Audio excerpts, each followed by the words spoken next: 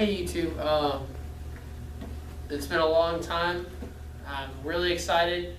This will be the last video I do for just a little bit longer. I'm going back off screen. I got some sermons to write for some events and National Fine Arts that I'll be going to. So you'll be seeing the others a lot more. I'll come back right after that and start doing videos again. I promise I will be back. But this is my last week for a while. So I'm going to start out with the story. A boy playing freeze tag with his friends is tagged, and he's frozen. He has lots of people standing around him. When someone comes by, it unfreezes him, and a few others around him. But they've been playing for a while, and this boy's exhausted. So he decides that he's going to stand there and take a break. He's not going to run just yet. His friends around him beg him to tag them so that they can get away. But by the time he decides to move, he's been tagged again. That boy was me. But the game wasn't freeze tag. The game was actually real life. And the freezing was sin. To be standing there frozen was to be standing in sin. And to tag somebody and set them free was to tell them about the love of Jesus Christ. People frozen in their sin around me. The person who unfroze me was my youth pastor, who mentored me and took me to a camp where Jesus truly set me free from all my sins. But like the boy in the story, it took me years to finally decide to move. I get set free over and over, but I wouldn't move because it would take too much effort on my behalf. Eventually I'd fall back into sin. I didn't want to move because I was tired or scared, shy, had a rough day, didn't want to destroy friendships, didn't want to insult anybody. So I stayed still and eventually fell back to the old life I'd be living. As you can see now, I'm finally moving. But I still remember the time when I didn't. The people standing around me in the story, you've probably guessed, are people in my life.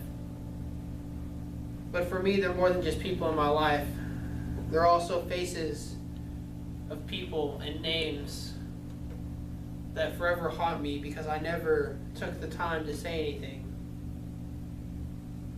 One friend of mine was wrapped up in some demonic stuff, had a really rough life. I knew him for 2 years, never said a word. The dude's moved away and I don't have contact with him anymore. What would be different if I had said something? Another friend of mine met in junior high, or actually 6th grade. Back then he was going through a rough time.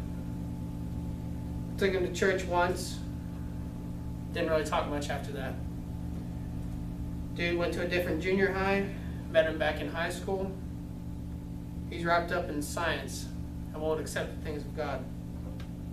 What would be different if I had said something? Another person had to be witch-skinned since birth. Wouldn't say anything in fear of insulting. Now I have no contact with her and they won't speak to me. What would be different if I had said something? See, it says in Acts chapter 13, verse 47,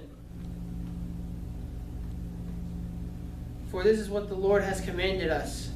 I have made you a light for the Gentiles, that you may bring salvation to the ends of the earth." If we're not letting God work in us or through us, then we're not being a light. We're not only hurting ourselves by throwing ourselves back into the old life of sin by not moving, we're also doing a disservice to those around us. It's the Spirit's job to save people, but it's your job to be willing to be worked on and worked through for the salvation of others. So how many people have you not said anything to that you should have? Think about that this week, YouTube. See you next week.